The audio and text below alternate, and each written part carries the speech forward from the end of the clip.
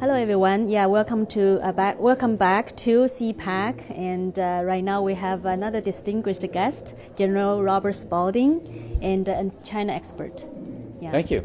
All right. Yeah. So General Spalding, the topic you've been on the panel to talk about is how the Chinese Communist government trying to subvert America. So what is your main point? Main point is that at the end of the Cold War, we brought authoritarian countries into the global community. And we believed, wrongly so, that by doing so, they would rise, their economies would rise, their people would then petition their government for more rights. They would become more democratic, is essentially what we believed. What actually has happened is the reverse. So as our corporations and as our financial institutions and as our universities became more and more coupled to the Chinese Communist Party, not just in the United States but abroad, those institutions became more and more incentivized to do things that the Chinese Communist Party wanted. And what the Chinese Communist Party wants is to suppress the principles and values of democracy because they fear the Chinese people to become awakened to those principles.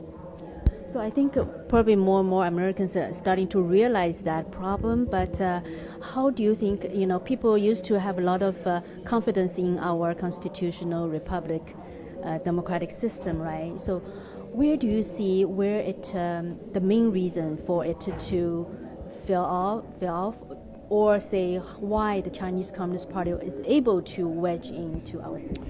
So their system of political warfare is about undermining the faith and confidence of citizens in their government, in their governmental system. And so they've been allowed to do that by having access to our society. And so this idea of America was really two things. You had economic opportunity and equality under the law.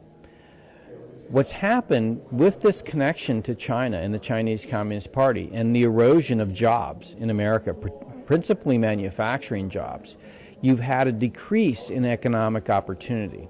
Where has that economic opportunity gone? It's gone to China. Now, if you look in China, the way the Chinese Communist Party governs the country, you do not have equality under the law, but you do have economic opportunity.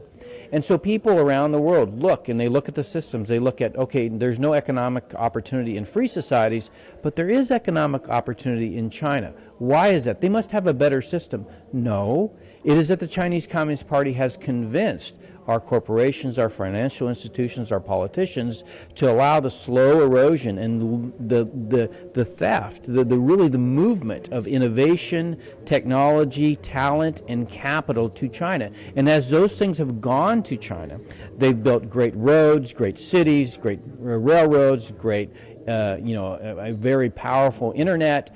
They are building the Belt and Road Initiative. So all of these things that should be going to build democratic societies and creating economic opportunity for the people of those societies has gone to China. Why? Because the Chinese Communist Party needs jobs.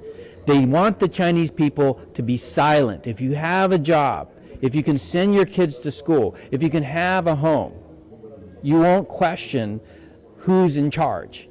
That's essentially their goal. And our politicians, our corporate leaders, our financial leaders have been more than willing to participate in that because they've been enriched.